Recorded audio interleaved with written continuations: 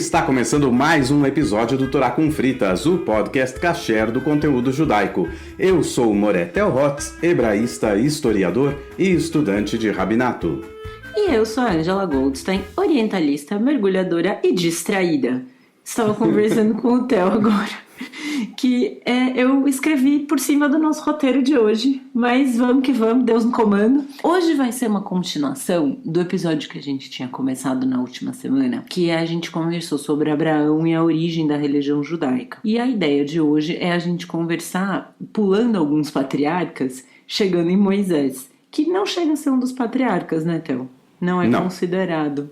Não, então, os patriarcas só os três, Abraham, Yitzhak e Yaakov. Muito bem. Então pulamos diretamente dos patriarcas para Moisés. Então vamos dar um jump cut aqui na história judaica. Algum tempo depois. É isso que eu falo, se fosse uma novela do Manuel Carlos ia aparecer, né, embaixo. A gente usa muito referência de novela porque é um assunto de interesse em comum aqui de nós dois. Exato. Novela é coisa boa. Ótima. Mas então a gente chega para falar de Moisés, mas eu acho que é interessante a gente dar um contexto de, voltando um pouco, né, dando uma referência de série, que nem quando a gente começa a assistir uma temporada nova de série, que ele fala assim, nos episódios anteriores, o que aconteceu, né? Previously on Torah. Boa. E então a gente pensando nisso, assim, né? A gente falou de Abraão saindo da Babilônia e chegando em Israel. E aí depois, agora a gente já passa para Moisés, que tá no Egito. Então, como é que foram os hebreus de Israel parar no Egito? A gente sabe que geograficamente é uma região bem próxima, né? Então não é difícil que tenham andado por ali. Mas diz aí, Theo, como é que eles foram parar no Egito? Bom, long story short, para encurtar a história, é basicamente o seguinte. Você tem Abraham, Yitzhak, o filho dele, e depois Yaakov, o filho de Yitzhak. Todos eles estão morando mais ou menos na terra de Israel. Quer dizer, Yaakov tem um período que ele mora fora e depois retorna. O fato é que quando Yaakov retorna para a terra de Israel, ele tem 12 filhos e ele retorna com todos esses filhos para a terra de Israel e ele tem um filho preferido que é o Yosef, ou José, esse José do Egito que as pessoas falam. Quem já assistiu o filme José do Egito, pronto, tem aí o contexto de como foram parar no Egito. Justamente porque o Yosef era o mais queridão aí do Yaakov, os outros irmãos tinham ciúme e decidiram então, num plot digno de novela, vendeu o irmão mais novo para uns comerciantes que passaram, que acabaram levando ele para o Egito. Depois vem o problema, como é que a gente vai falar para o papai que o filho sumiu? Então eles decidem contar para o pai que o filho foi atacado por um animal selvagem e morreu. O Yaakov fica ali achando que o filho morreu e tudo mais. Depois de alguns anos, ocorre uma época de seca na terra de Israel. E aí, como é comum nas vagas migratórias do período, toda vez que tem uma seca numa região, populações, sobretudo populações seminômades, como era o caso dos hebreus, começam a migrar. Então era comum ir para o Egito, por exemplo, que é perto, tem rio, portanto tem água, e é possível que tenha mais comida e que não esteja em seca e assim por diante. Eu vou pular a história de Yosef. No total, a única questão é, anos e anos e anos depois, então, quando tem essa seca, os filhos de Yaakov vão para o Egito e encontram Yosef, sem saber que é ele. Ocorre ali toda uma outra história digna de novela, e total digna de novela. Tava pensando nisso, né? Que você pega o irmão que tava meio ali coitadinho e aí quando ele tá rico, ninguém reconhece, ele pode se vingar um pouquinho com o de Monte Cristo, talvez. Exato. Essas são as histórias aí que vão se repetindo em várias novelas da humanidade, enfim. E no final, Yosef acaba recebendo esses irmãos e fala, não, se tá difícil na terra de Canaã, vem todo mundo pro Egito, vai trazer meu pai, traz todo mundo. E aí traz todo mundo e eles se assentam na terra de Goshen, que é próximo ao delta do Nilo, no Egito, e lá eles ficam criando o seu gado. Yosef tinha se tornado ali, sei lá, o grão-vizir, se a gente pode chamar assim, sei lá, o vice-rei, conselheiro, braço direito do faraó do Egito, então era uma figura muito importante e tudo mais. Quando esse faraó morre e sobe ao poder uma nova dinastia, essa nova dinastia, então, assim como acontece em vários governos por aí, acaba com tudo que o outro fez anterior. Então... Então, Especialmente não quando é conhecia. déspota, né? Isso, aí não conhecia Yosef, falou, não quero saber dessa gente aqui, não quero saber desse povo que tá aqui, estrangeiro se multiplicando, vai que eles resolvem se levantar contra a gente, alguma coisa assim. Então, há a decisão por escravizá-los, assim conta a Torá, e então os hebreus que estão no Egito se tornam escravos ali no Egito e passam-se gerações e gerações e gerações, é sempre a esperança de que Deus vai enviar um libertador para eles. O que é mais interessante dessa história do libertador é que a Torá coloca assim que conta a história de Moshe, mas a Torá não fala que tem um libertador para vir, não se conta de onde vem essa esperança de que virá um libertador. Isso daí é coisa do Midrash, isso é uma interpretação judaica. A Torá absolutamente não conta nada disso, de que os hebreus tinham a esperança que vinha um libertador e tudo mais, mas é simplesmente a história oral, a tradição oral como a gente conta. E preocupado com o tal do libertador que viria, o faraó, então, do Egito, decide passar uma lei onde todo menino que nascesse entre os hebreus fosse morto. E as mulheres, as meninas, poderiam sobreviver a isso. Eu acho uma coisa muito curiosa. O bom é que eu tinha escrito, pelo menos eu lembro um pouco, né? Mas eu acho uma coisa muito curiosa que o faraó tinha zero conhecimento da religião judaica, né? Eu não sei se naquela época isso já era assim, ou quando que isso foi instituído, mas o judaísmo passa pelo ventre. Então, se ele decide matar todos os homens, mas mantém vivas as mulheres, ele mantém viva Exato. a religião judaica.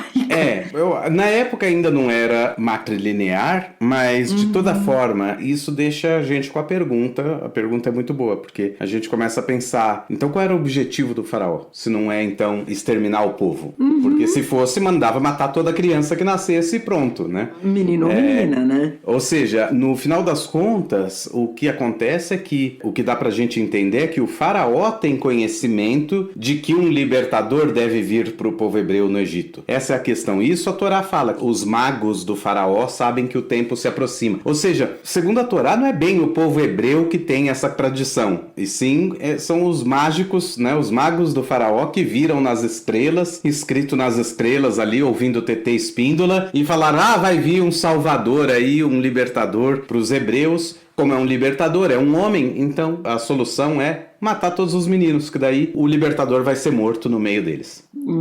Mas eu lembro que quando eu tava pesquisando, assim, pra fazer o episódio, isso me chamou a atenção, né? Porque filho de mãe judia com pai não judeu, é judeu. É judeu, do mesmo jeito. E mesmo que não fosse, quer dizer, mesmo que fosse apenas patrilinear, a continuidade do povo tá garantida. É muito estranho essa decisão do faraó, é muito estranha. E eu achei também curioso isso, porque ele consulta os astrólogos, né? O que eu tinha lido não eram magos, eram astrólogos. E aí me lembrou um tweet muito bom que eu vi esses dias, que a moça falava assim: eu preciso tomar uma decisão muito séria, dessas que mudam a vida da gente. Então, como qualquer pessoa razoável, eu já sei o que eu vou fazer. Consultar um tarólogo. Consultar um tarólogo, consultar um astrólogo e assim consultar um astrólogo, né? Então, assim, o cara, tipo, tá com uma população ali que tá incomodando. Mas eu acho super válido, gente, consultar tarólogo. Vou consultar os meus astrólogos aqui. Mas eu acho muito engraçado que o cara tem que tomar uma decisão que vai mudar rumos do país, assim, e ele baseia isso nos astrólogos. Mas tem gente que se apoia... tem gente que se apoia em guru, astrólogo, filósofo, que não é nem filósofo, nem astrólogo, nem nada, então... Líder de seita, né? Exato, então... Ou seja, andamos quantos mil anos do Egito até aqui? Pois é, 3.300 só.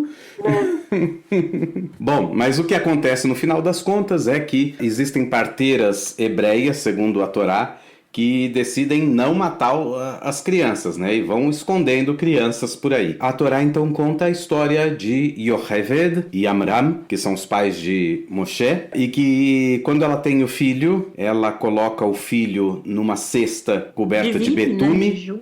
E coberta de betume para não afundar, e coloca no rio Nilo, e seja o que Deus quiser. A Miriam, que é a irmã de Moshe, vai seguindo de longe para ver onde vai parar essa cesta, e a cesta para justamente na casa do faraó, e a filha do faraó pega a cesta, olha, um menino, é menina, agora dá que nome para menina? Então decide dar o nome de Moshe, dizendo que Meshitihu, que eu o tirei da água.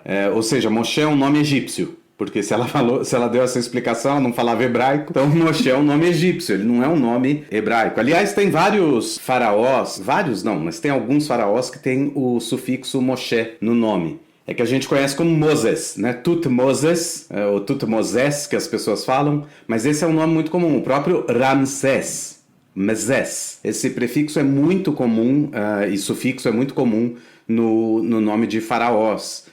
Então, é claramente mesmo um nome, um nome egípcio. Moshe é o mais judaico dos nomes, é o mais estrangeiro deles. Aliás, como muita coisa no judaísmo, a gente falou um tempo atrás de como os meses judaicos têm nomes babilônicos. Moisés é um nome egípcio agora, né? Como um cara que volta da Babilônia e é o responsável por reconstruir o templo, o segundo templo, e ele chama Zerubbabel. Tipo, Bavel é Babilônia em babilônico. Tipo, o nome dele é claramente um nome babilônico, é cheio de questões assim na tradição judaica. Onde a gente anda, a gente vai absorvendo também das culturas locais. Esse dá um papo legal para quando a gente for falar do judaísmo ibérico e das perseguições, da Inquisição e assim por diante. E de sobrenomes judaicos. Tem sobrenome judaico especificamente, Ângela? Não. Não, mas isso a gente deixa para outro episódio. A gente tá muito de novela hoje.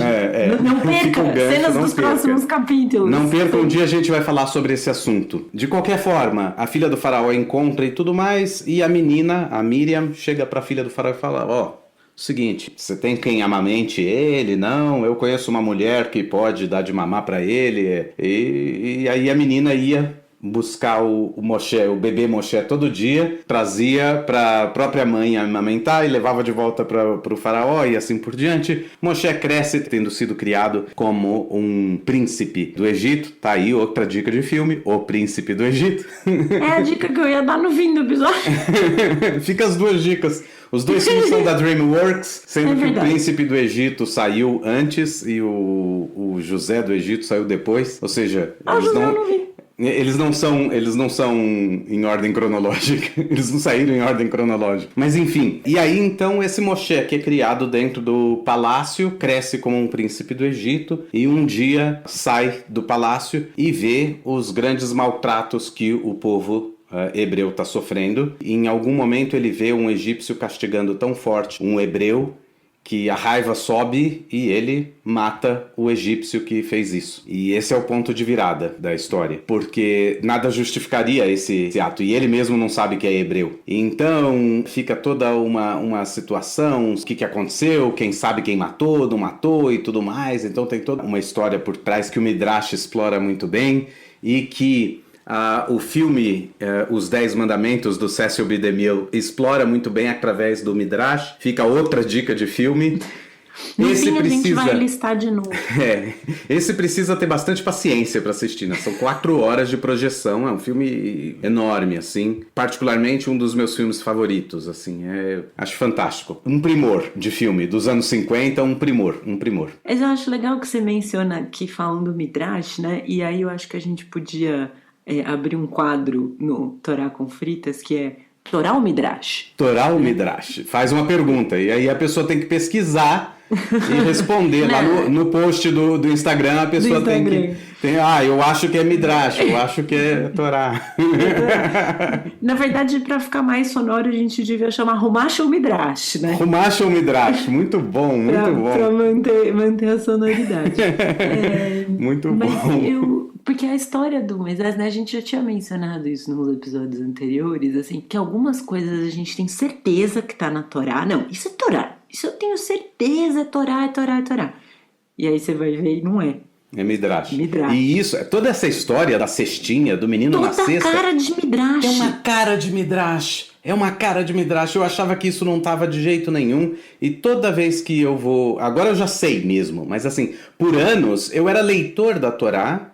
E no ano seguinte, quando eu ia ler a mesma coisa, eu me surpreendia. Eu falava, mas isso é Torá mesmo? Está escrito na Torá. E por anos, assim, 2, 3 anos seguidos, eu me surpreendi. Até que em um momento eu não me surpreendi mais, eu lembrei que era dessa forma.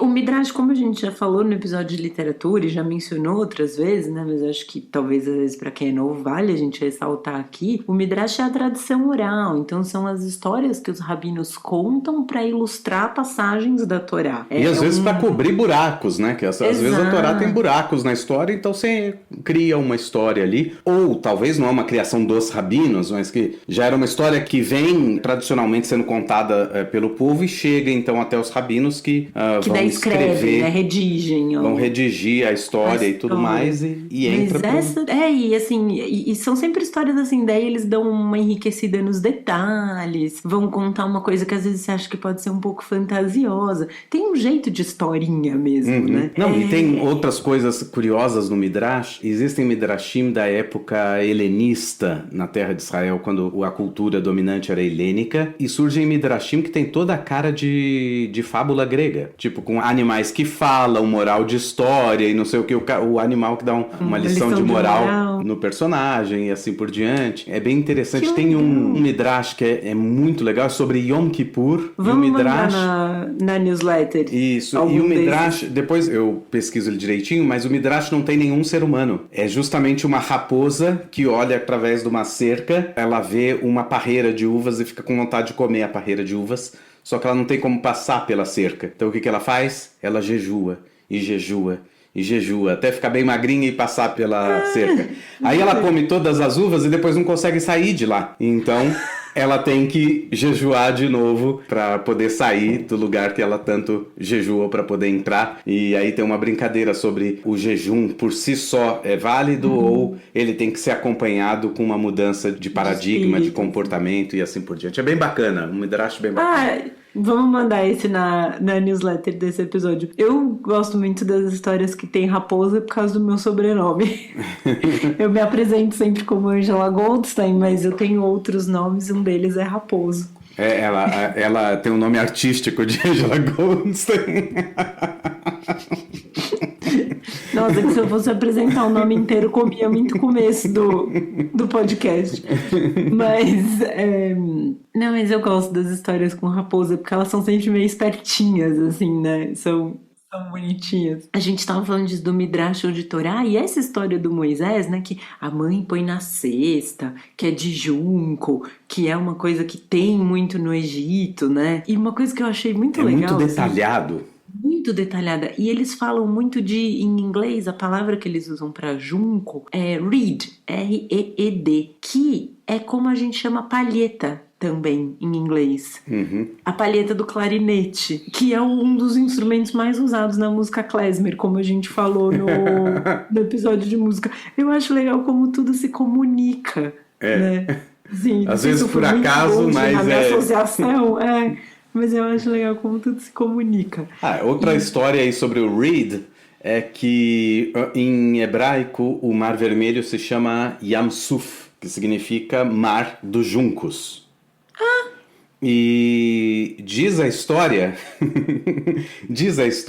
que a Bíblia do King James, a Bíblia do rei Jaime da Inglaterra, foi a responsável pela mudança de Mar do Junco para Mar Vermelho, quando ela foi impressa, sabe, organizava os tipos um por um, né, numa imprensa e tal, para colocar reed, saiu red. Faltou um E na coisa e saiu Sea of Red. E de fato é a única tradução da Bíblia que não usa Red Sea em inglês. Usa Sea of Red. E que também é uma construção um pouco que existe no inglês, né? Os Beatles cantavam The Sea of Blue na música Yellow Submarine. Então é uma construção que existe, ninguém achou estranho, mas aí ficou Red Sea, o Mar Vermelho e tudo mais, mas é o Mar dos Juncos. Então tem outra ligação com junco e talvez por isso a história faz questão de juntar essas duas palavras na história de Moshe. É uma história muito bem construída, é um texto que parece bem... A gente tinha falado antes como às vezes a Torá apresenta redações claramente de autores diferentes, aí que estão lado a lado, mas às vezes você tem capítulos e capítulos e capítulos muito coerentes. O Ghostwriter era melhor, né? É uma história inteira, Ghostwriter, é uma história inteira, então, mais coerente. Depois o livro de Êxodo, né, o livro de Shemot, tem também outras inserções e tudo mais. Dá para perceber a presença de outros autores pelo estilo literário empregado, mas é bem interessante como existe mesmo essa ligação. Mas aí então o Moisés foge do Egito com medo de ser descoberto e pego. Em algum momento dá a entender, aí eu já não sei se é Midrash ou se é Torá, aí eu também não sei. Midrash ou Humash? A gente precisa pedir para alguém fazer uma vinheta. Boa.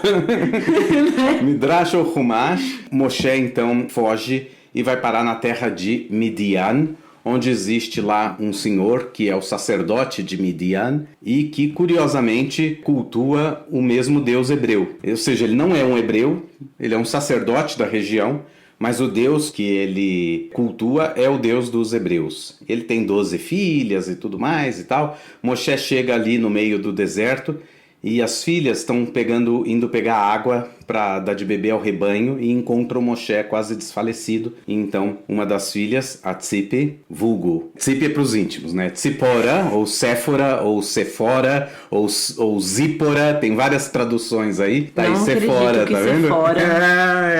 É a esposa de Moshe.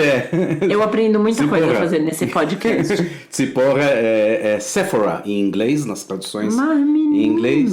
Em português é muito comum Zípora ou... Zipora, né? Zípora ou Zipora. Você muda a tônica um pouco. Enfim, ela dá de beber, eles se apaixonam, aquela coisa toda e tudo mais. E ele resolve ficar lá com o Itró, o sogro dele, sacerdote de Midian, pastoreando o rebanho dele. E um dia ele olha e vê uma coisa muito estranha em cima da montanha. Ele vê um negócio que parece estar pegando fogo lá em cima. Ele vai se aproximando, ele vê que tem um arbusto pegando fogo. Só que depois ele vai chegando mais perto e ele vê que o arbusto queima, mas não se consome. Então ele tá ali, é uma coisa meio mágica assim. E ele decide investigar o que é isso. E então, de dentro do arbusto, fala a voz divina com ele. Fala para ele tirar as sandálias do pé, que o lugar onde ele está é terra sagrada. Daí o costume muçulmano de se tirar os sapatos antes de entrar na mesquita, porque quando você vai entrar no terreno do sagrado, você tira os sapatos. Existem algumas comunidades judaicas do Oriente que têm exatamente a mesma prática. Essa não era a prática na Europa, nunca foi que eu saiba, e se foi, a gente sabe por que foi interrompida.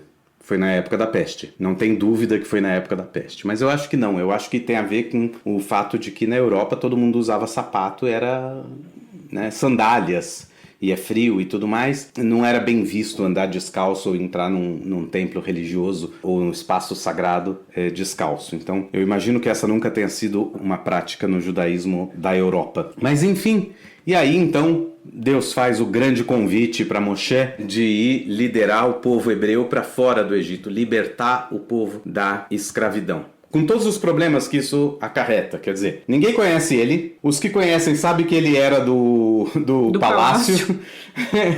Quem é esse cara agora tá aqui falando que vai levar a gente? Eu sei lá para onde ele tá levando a gente. Então, essa desconfiança vai acontecer e vai aparecer várias vezes no texto da Torá. É um líder sem igual, a tradição judaica diz e mantém, é o maior dos profetas. Quer dizer, todos os profetas que vieram depois, não. Moshe é o maior dos profetas. E maior que os patriarcas, no final das contas, porque os patriarcas têm um nível profético também. Não sei se no quesito, eu acho que está no mesmo patamar, no quesito em relação à história do povo e tudo mais, mas em relação à profecia, ele é o maior dos profetas. Então ele passa a ser a figura definitiva da tradição judaica. E aí é que tá. A gente falou, estamos falando aí dos inícios do judaísmo e tal, mas com Abrão você não tem início do judaísmo. Você tem início do povo hebreu, que tem uma tradição ali, tem uma espiritualidade, uma crença religiosa, mas você não tem uma religião definida, né? Com regras, com leis e com ritos definidos. Você não tem isso. É mais talvez o início do monoteísmo, né? Acho que com Abrão. Com Abrão você tem um início do monoteísmo. E com Moshe é que você vai ter início judaísmo do judaísmo, em ou seja, si, né? a religião do povo israelita, com ritos bem definidos, com regras, com leis, com dias sagrados fixados, tudo isso é Moshe. A gente falava há um tempo atrás que Deus é um pouco um personagem coadjuvante na Torá. Eu gosto muito dessa imagem, não porque ela é um pouco herética, ela é um pouco herética, né? Você pensar, né? É o livro sagrado e Deus é um ator coadjuvante. Mas é que a Torá, ela se expressa na linguagem humana, e os seres humanos, de longe, são os personagens principais. Mas se você pensar que a Torá são 5 livros, e 4 livros dela, ou seja, 4/5, o personagem principal é Moshe, quer dizer, dá para perceber que mesmo do ponto de vista histórico e tudo mais, existe um patamar diferente de Moshe e de Abraão e dos outros 2 patriarcas, Yitzhak e Yaakov. Não é diminuindo o patriarca, mas dá para ver a importância de Moshe. Nada nos outros 4 livros funciona ou existe sem a figura de Moshe. Então é o personagem mais detalhado que existe em toda a Bíblia. É o personagem que mais tem ações. De longe, o grande. Não à toa, um dos sinônimos para religião judaica é...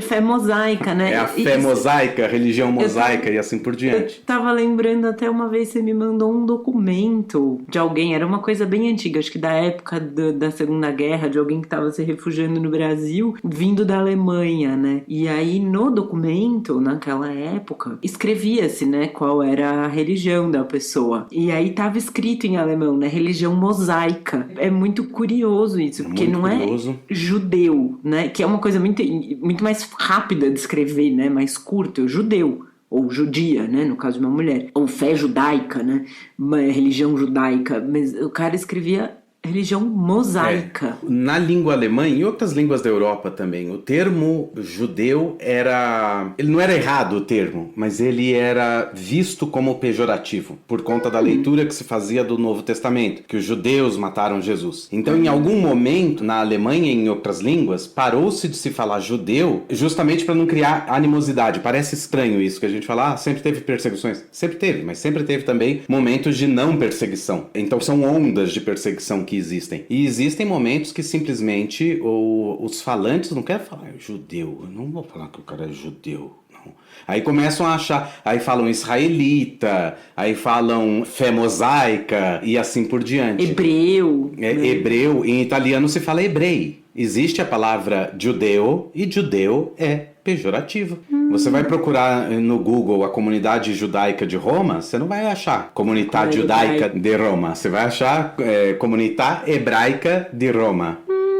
O português e o espanhol continuaram usando o termo judeu e judio, e na Alemanha foi isso. Existem épocas que é religião mosaica, tem épocas que se escreve israelita. A única época que foi escrever judeu mesmo foi justamente na época do Holocausto. Então ele tem um caráter pejorativo também. Foi mudado, né, a forma como porque a outra figura... A figura do israelita, a figura da pessoa de fé mosaica, é uma figura humana. E no momento que o nazismo quer desumanizar o judeu, a melhor forma é chamar ele de judeu. Hoje parece meio estranho, porque judeu não tem uma conotação pejorativa. Não tem problema nenhum nem dizer eu sou judeu. Nem negativa. Exato, né? você é judeu. E pronto. Mas não foi assim durante um bom tempo. Isso se reflete na forma e no nome das instituições que os judeus, ao chegarem ao Brasil perseguidos da Segunda Guerra, começam a fundar. Todas são Congregação Israelita, aliás, Congregação Israelita Betel, Congregação Israelita Paulista, tem Congregação Israelita Beneficente Sefaradita, tem um monte de nomes assim que diz e não diz. Ninguém usa o termo judaico. Hospital Israelita Albert Einstein e assim por diante. E sobre a fé mosaica aí, a gente falou há um tempo atrás, né, que os judeus do centro da Europa e do leste europeu falavam esse idioma, que é o Yiddish, mas o Yiddish não era famoso na Alemanha. Na Alemanha, os judeus, durante muito tempo, já muito tempo antes do século XIX, os judeus falavam alemão, não falavam Yiddish. Só que no século XIX... começa a surgir, começo do século XX, começa a surgir um termo em alemão para se referir ao jeito que o judeu fala. Porque, queira ou não, por influência da reza hebraica, o CH alemão, que tem um som mais de sh, era falado pelos judeus como h. Então, o judeu não falava ish, ele falava ir. como era em Yiddish também. Então a pronúncia do alemão dos judeus era um pouco diferente. Tinha um sotaque. Tinha um sotaque. Os alemães se referiam a isso como Mauscheln. É um moisesismo. Eu nunca tinha ouvido falar disso. É um verbo, Mauscheln, que ele fala fazendo Mauscheln. É porque Mausche era a forma que se pronunciava Moshe no hebraico de sotaque alemão, né? Mausche. Então Mauscheln era esse verbo para o cara que fala que nem judeu. Ele fala esquisito, ele fala que nem judeu. Nossa, eu não conhecia isso. Mas você sabe que, só fazendo já que a gente fez essa digressão, era uma coisa que eu tava pra te contar e acabei não contando. Tem uma palavra no Yiddish que usa-se muito, e acho que usa-se no hebraico hoje também. A gente já colocou no Yiddiscionário, pra quem não segue a gente no Instagram, dá uma olhada lá. Que em hebraico ou no Yiddish é meio tipo, e daí, né? Assim, alguém te fala alguma coisa, você fala, eu fui na padaria. E você fala, nu, tipo, tá, e o que você foi fazer lá? Comprar pão? Nu? E então? E aí, né? Tipo, depende da entonação. Exato. Mas assim, ontem eu fui procurar um sofá pra comprar. Nu? Isso quer dizer, e achou? Tava caro, né? Tava Continua a conversa. O sofá tinha o mesmo preço de um iPhone 13? Né? Então você vê, tem isso. E tem uma região da Alemanha, que é a Saxônia, onde nu quer dizer sim. Em vez de ja, que é a palavra que mais se conhece para sim no alemão, na Saxônia, nu quer dizer sim. Então você me pergunta, por exemplo, Ângela, você foi na padaria? Nu quer dizer fui. Uau! Sim. Uau! Não, e tem regiões da Alemanha onde o CH é mais gutural e menos chiado. Na Saxônia, por exemplo, o CH tem som de sh. Em geral, quando eu tô falando, se eu estiver falando coloquialmente com alguém, é muito mais possível que alguém me ouça falando ish do que ich. Que interessante. Chance muito mais alta. Porque tem muito mais falantes do alemão nesse... É bem comum, assim. Que na Saxônia fala-se esse sh. Mas, enfim, voltando à história de Moisés, né? É muito interessante essa parte que o Theo menciona do arbusto em fogo, de Deus falando com ele, então vai lá e liberta o povo, e tem essa questão, né, de... Ele fica em dúvida. Isso eu acho que é uma coisa muito legal dessa história, porque ele não fala, não, beleza, vou, que na hora que você começou a contar, que Moisés era o grande profeta, e não sei o quê... Qualquer um pode achar, né? Ele vai direto aceitar esse...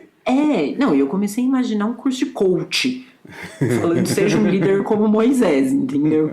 Ó que tem um livro assim, hein? Aposto que tem. Aposto um donut. Mas né, assim, não, porque daí você vai e faz, Deus falou pra você, vai e faz. E Deus, né, imagina, um arbusto pegando fogo que não tá se consumindo, já é um negócio meio, né, você olha aquilo ali e fica...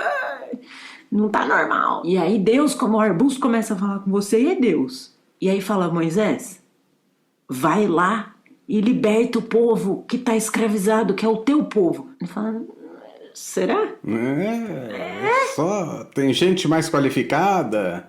Eu mesmo que vou. E existe uma coisa também, isso na pesquisa que eu estava fazendo, eu achei, que Deus aí fala, não, mas eu vou mandar alguém para falar com você. Né? Ele reclama que ele não sabe falar direito, que ele é gago, exato, que ele tem a boca pesada. E aí disso, exato, existem teorias de que Moisés era gago, né? Exato, o Midrash vai falar que era gago, outros vão falar que Moshe era uma pessoa tímida, então não conseguia falar em público.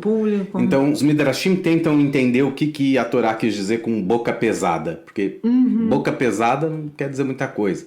Um professor da USP que eu tive, ele costumava dizer que isso era igual essas pessoas que quando falam parece que estão uma batata na boca. Vamos falando com ele, eu achei que não. Ele falava, eu acho que Moshe falava desse jeito. Meio boca mole, né? Que parece que tá com a boca cheia enquanto tá tentando falar e não consegue se expressar direito e tudo mais. Enfim, a gente não sabe o que é a boca pesada, mas a gente sabe que ele tem um receio. E aí, então... Ele hesita, né? Exato. Hesita. E eu acho que faz muito sentido a questão da hesitação. E aí isso era uma coisa que eu tinha falado com o Theo também antes da gente começar a gravação, que era importante a gente dar o contexto da escravidão judaica no Egito. de como isso acontece, de como isso começa. Por que essas pessoas estavam lá e por que elas foram escravizadas e o que elas estavam fazendo. E assim, Moisés não é parte disso. Apesar de ser judeu, filho de mãe judia. Ele está numa posição totalmente privilegiada. Completamente privilegiada. E aí ele vai e fala, mas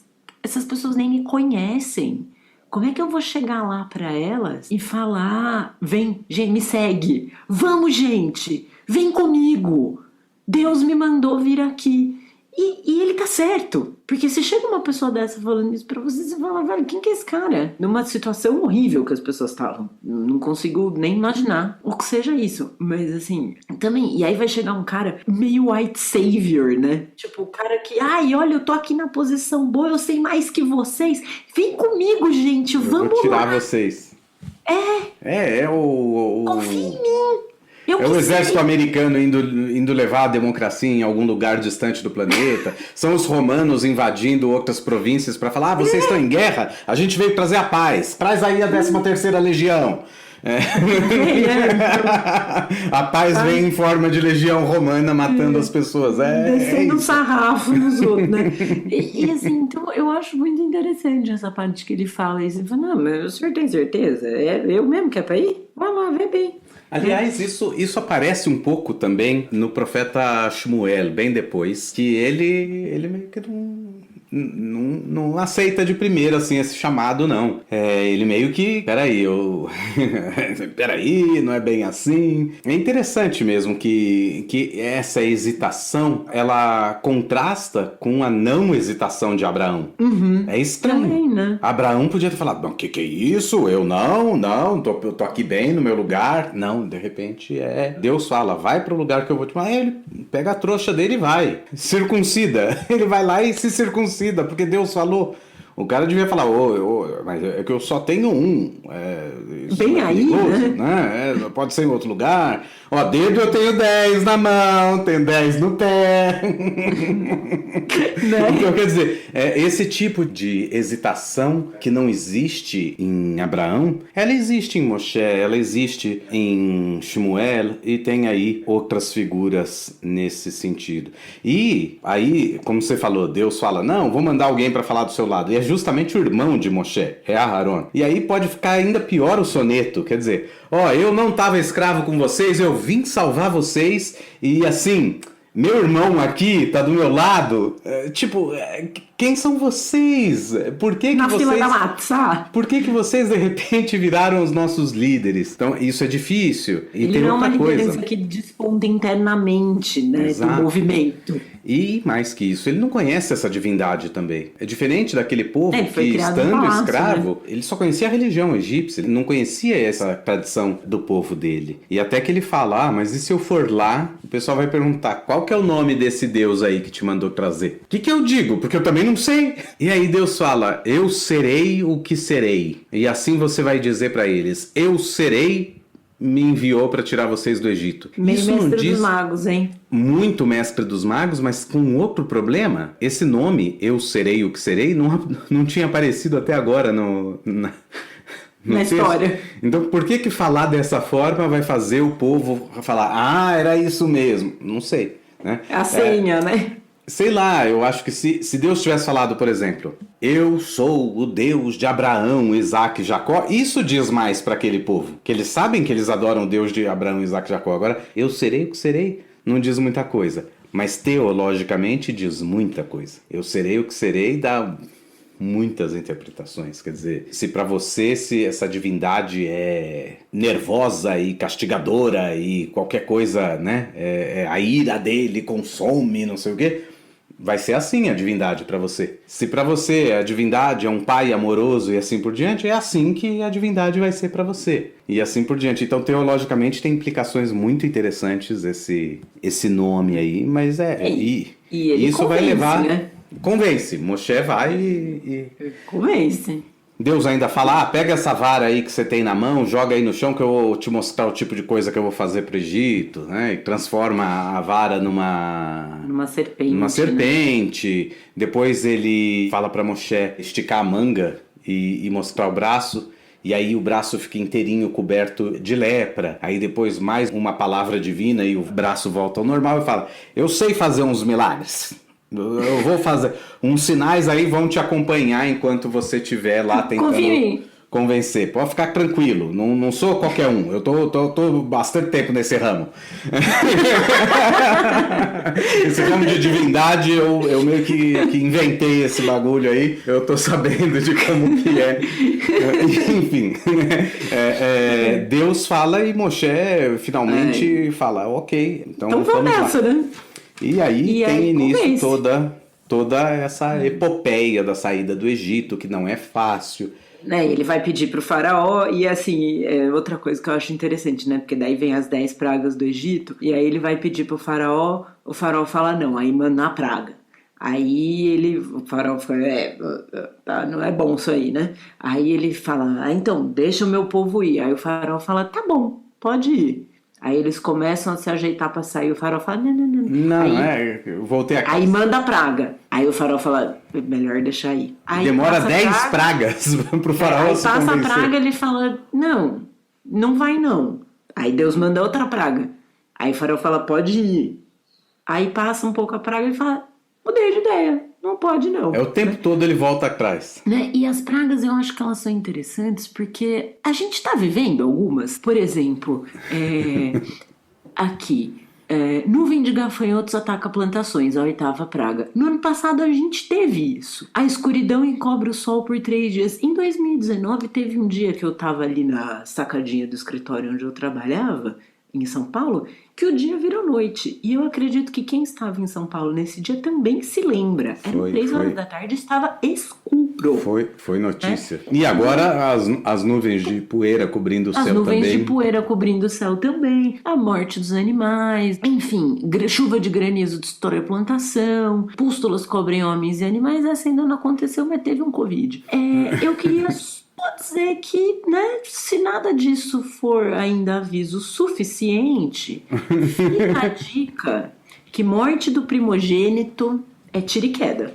É a última, né? Não tem... É a última, assim, fica aí, né, assim, pra quem tiver um cargo executivo do país. Enfim, e com as pragas e tudo mais que resultam, a última justamente, a morte do filho dos primogênitos, o Midrash, e isso aparece bem nos 10 mandamentos, no filme, os 10 mandamentos, o faraó teria dito, Moisés acha que o Deus dele é poderoso? Então ele vai ver, porque agora eu evoco a ira de... E fala lá o nome do deus egípcio, qualquer que seja. E ele vai matar todos os primogênitos dos hebreus. E quando Moisés sabe... Isso é tudo Midrash. Cécio Bedemil também. Quando Moisés fica sabendo disso, ele fala... Nada disso. Agora é que ele atraiu a ira de Deus.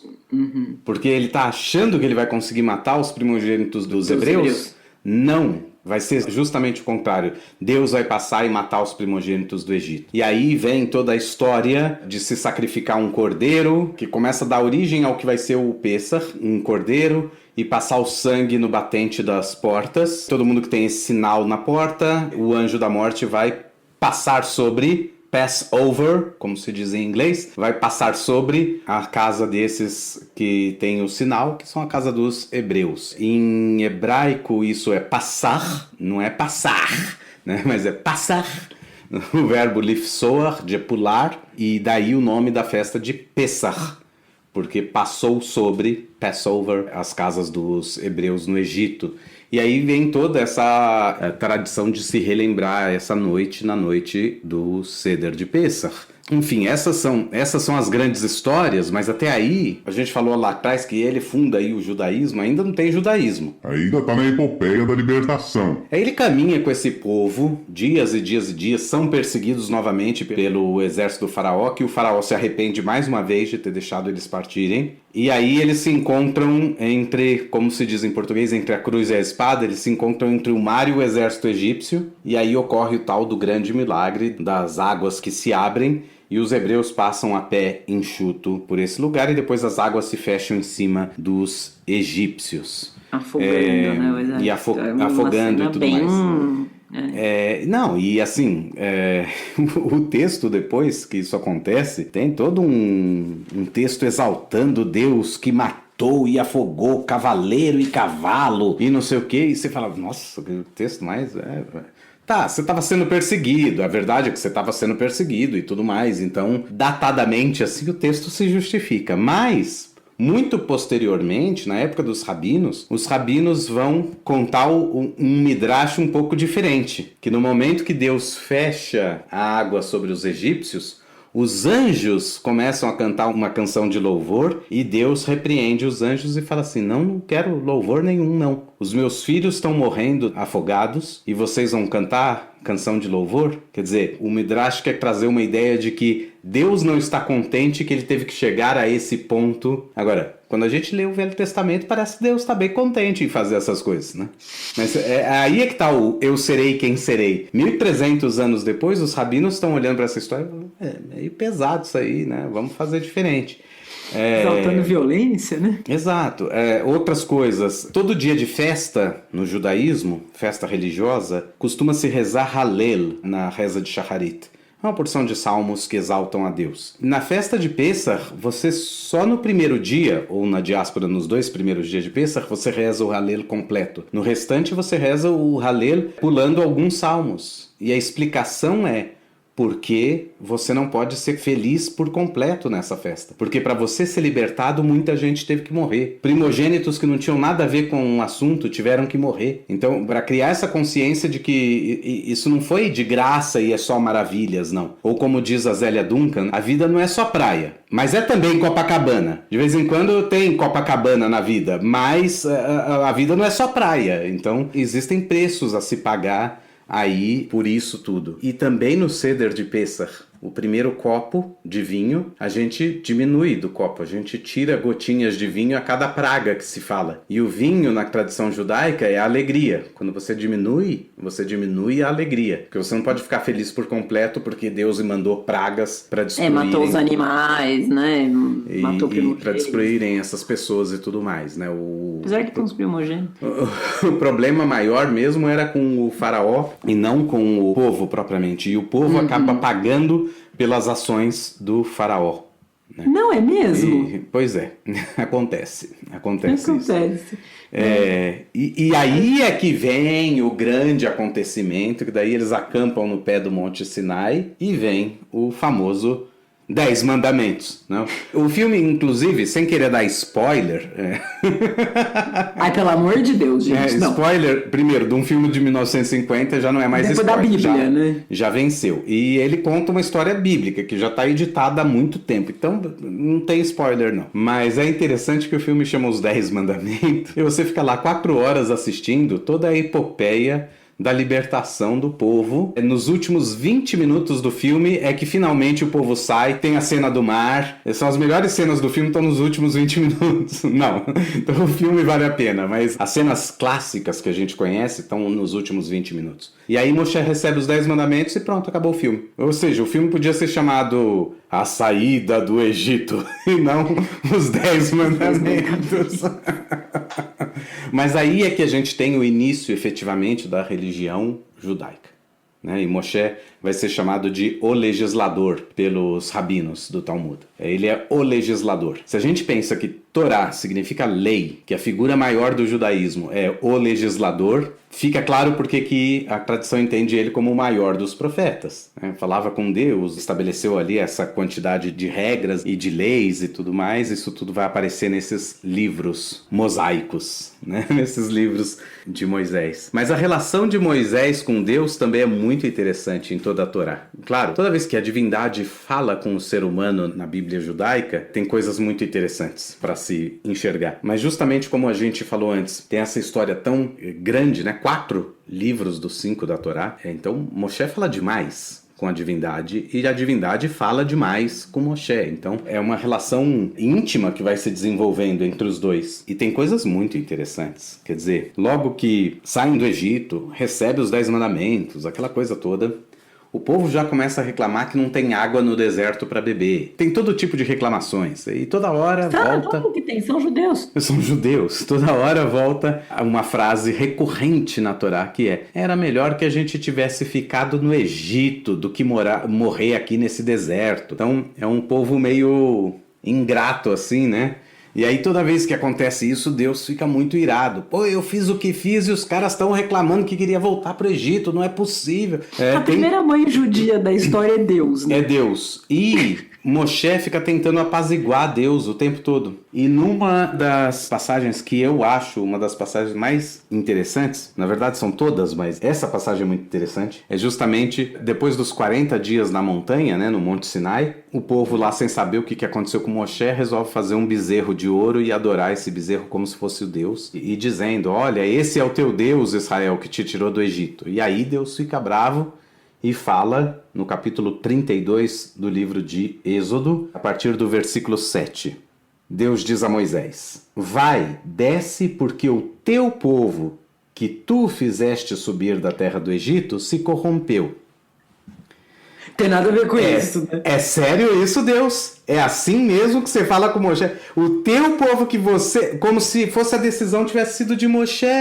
Que nem queria ir. Que nem queria ir no primeiro momento. É muito mais judia. Aí eles falam, ele continua, saíram depressa do caminho que eu lhes ordenei. Peraí, eles ainda não sabem. Você ordenou aqui na montanha e Moshe tá até agora aqui, ele ainda não desceu, ninguém tá sabendo, né? Que você ordenou não fazer imagens e tudo mais. Então, calma aí, né? E fizeram para eles um bezerro fundido, prostraram-se diante deles e sacrificaram-lhe, e disseram, estes são os teus deuses, Israel, que fizeram subir da terra do Egito. E então o Eterno diz a Moisés, olha isso, eu tenho visto esse povo, e é um povo insubordinável. E agora você me deixe para que minha ira se acenda contra eles, e eu os consumirei. E eu farei de ti, Moisés, um grande povo.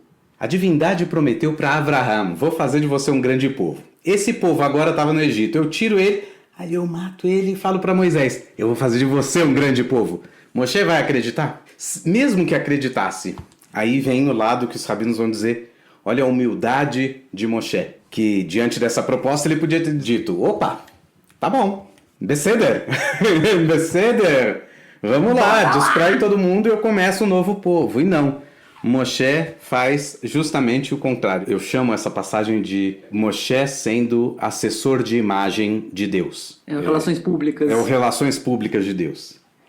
Moshe então rogou ao Eterno e disse, por que, Eterno? Por que se acenderá o teu furor contra o teu povo, que tu tiraste do Egito, com um forte braço estendido? O que vão falar os egípcios? Moshe diz para... A vizinha! O que vai dizer os vizinhos? Certo? O que vão dizer os egípcios? Eles vão falar, ele tirou eles do Egito justamente para fazer o mal a eles, para matá-los no meio do deserto, aos montes, e para consumir esse povo da superfície da terra. Moshe fala, pensa bem, volte-se do seu furor e da tua ira e muda o pensamento de fazer o mal. Recorda a Abraham, a Yitzhak e Yaakov. Você prometeu lá atrás. A quem você jurou e disse, eu multiplicarei sua descendência como as estrelas do céu. E tal. E aí, então, tem uma frase, versículo 14. E o Eterno arrependeu-se do mal que pensou em fazer ao seu povo. Esse é o tipo de relação genial que tem.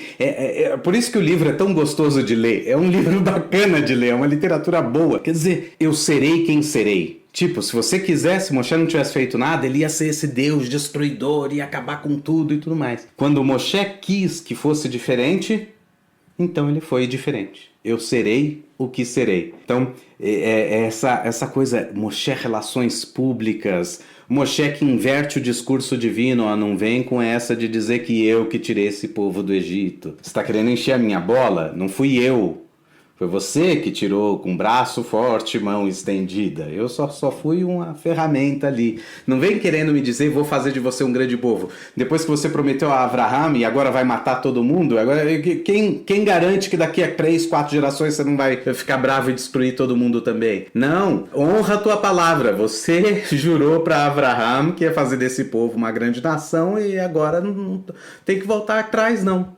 Então, quer dizer... É uma figura É uma figura bíblica altamente fantástica e enebriante, assim, Moshe. Essas conversas que ele tem e que tem a ver com Yaakov, né? Yaakov que ganha o nome de Israel, aquele que brigou com Deus e venceu. Essa coisa do discutir com Deus, isso é muito judaico, né? É muito judaico, isso está em Moshe, isso está em outros profetas, e isso está na tradição judaica até hoje. Até agora. Muito bem, acho que com isso a gente pode encerrar. Mas antes de encerrar, tem uma coisa. Certo. Esse Diga. cara ainda vai guiar esse povo por 40 anos, aguentando reclamação toda hora, e se mantendo firme, e chega lá quase no final... Ele não entra, simplesmente ele não entra na terra de Israel. Deus fala para ele que ele não vai entrar na terra de Israel. E a explicação que aparece no livro de Números é porque uma vez o povo estava querendo beber água. Moshe falou, o povo quer água. Aí Deus falou, vai lá, fala com a pedra e ela vai dar água. Moshe pegou o cajado e deu duas cajadadas na pedra. E a pedra jorrou água. E como ele desobedeceu a Deus, aparece no livro de Números, se você me desobedeceu, não vai entrar na terra de Israel. E eu fico pensando, houve a desobediência. Deus falou, fala com a pedra. A pedra, ele não falou, ele bateu na pedra. Ok. Mas a pedra deu água do mesmo jeito. Tipo, se fosse uma desobediência tão grave, era só a pedra não dar água.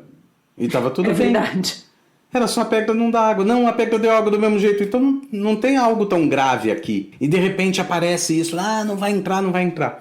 Tem outra coisa. Na primeira versão dessa história, que está lá no livro de Êxodo, Deus fala para Moisés, pega o seu cajado e bate na pedra, e ela vai jorrar água. E Moisés bate na pedra e a pedra joga água. É a mesma história contada duas vezes, de formas diferentes, ou talvez, como dizem alguns, a história se repetiu de maneira diferente. Na primeira vez...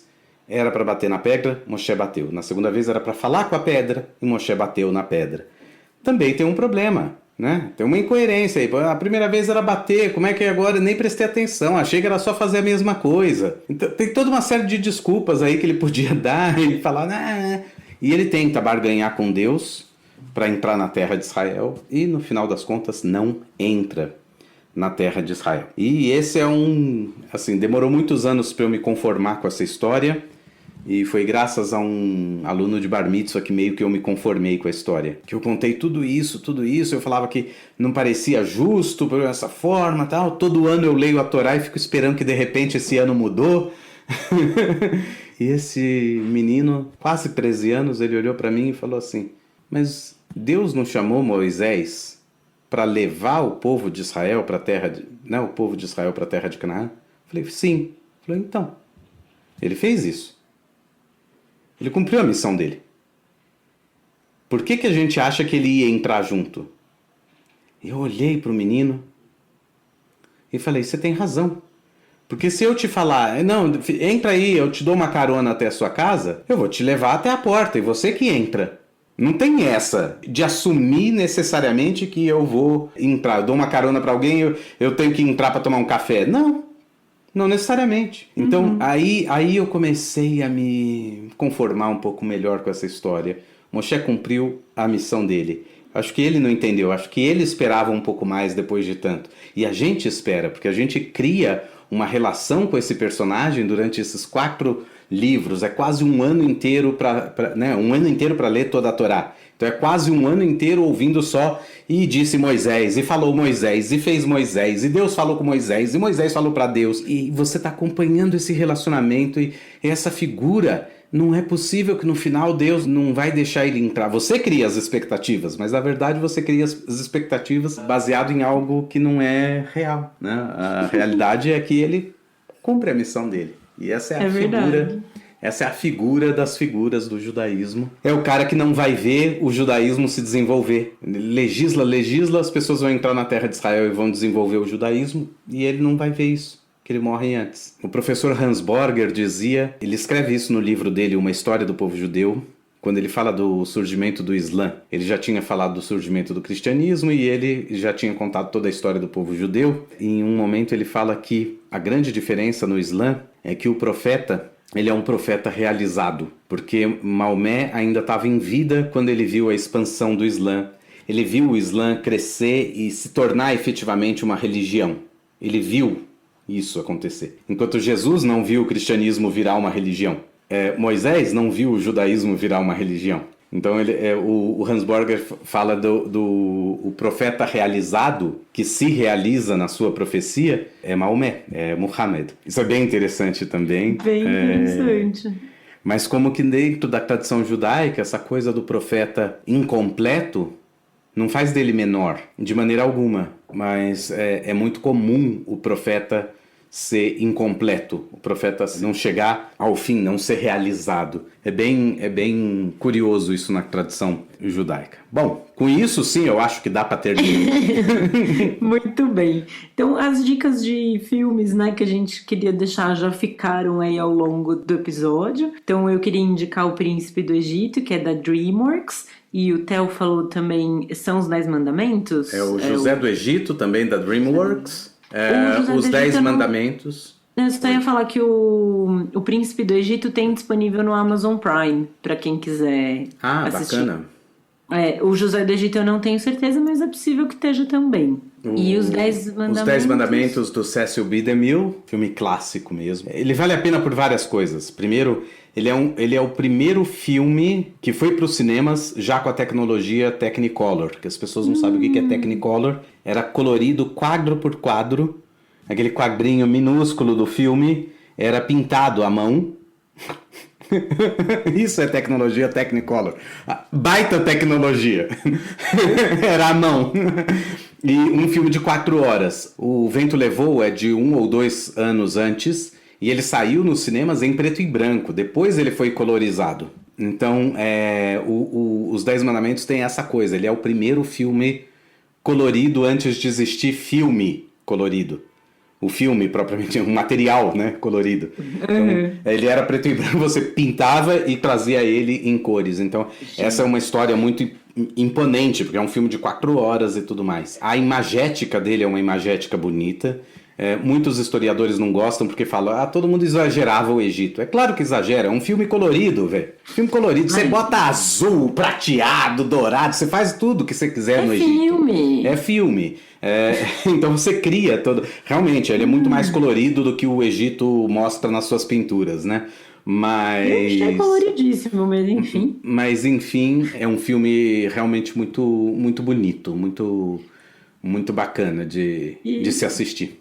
Eu queria indicar um vídeo que tá no YouTube, que é o Hermanoteu na Terra de Godard, que ele narra a abertura do Mar Vermelho. Acho que é um dos primeiros vídeos virais do YouTube, talvez. É bem antigo e é bem engraçado. E acho que deve ter sido mais ou menos essa a reação das pessoas quando viram o mar abrir, né? Assim, não era uma coisa esperada. Então, acho que pra quem é da nossa idade, mais ou menos, já deve ter visto várias vezes, mas talvez se a gente tiver ouvintes mais novos, se divirtam. É um ótimo... eu vou tentar legendar mais alguns quadros do programa Yehudim Baim. Os judeus estão chegando aqui de Israel, um programa de comédia.